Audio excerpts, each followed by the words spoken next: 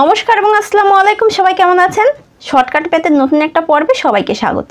আজকে আমি দেখানোর চেষ্টা করব টাকা হিসাব করে খুব সহজে কিভাবে লাভ ক্ষতি নির্ণয় করা সম্ভব।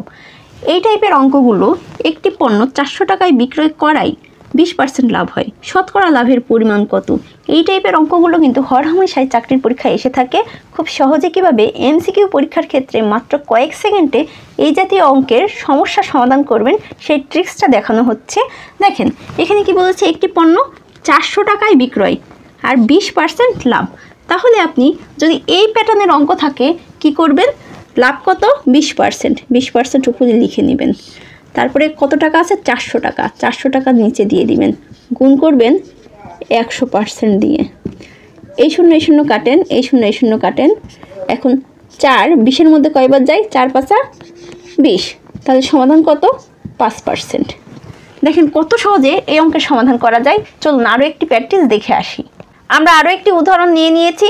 প্রথমে আমরা করেছিলাম লাভের, এবার আমরা দেখছি ক্ষতির অঙ্ক।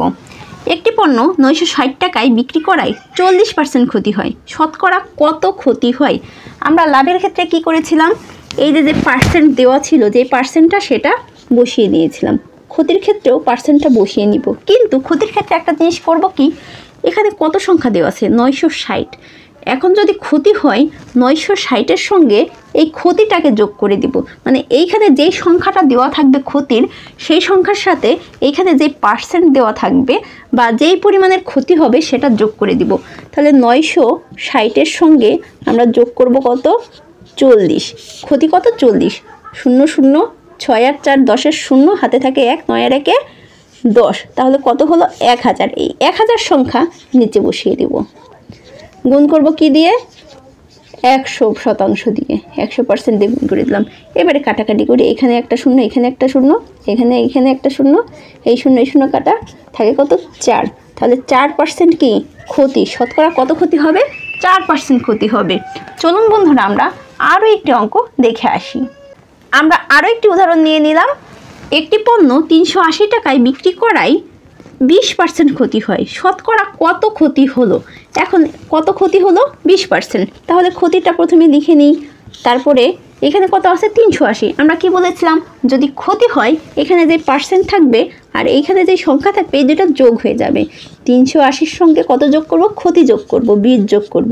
তাহলে যোগ করি, 0 8 আর 2 10-এর 0, হাতে থাকে কত? 1, 3 আর 1 4। কত হলো? 400 হলো।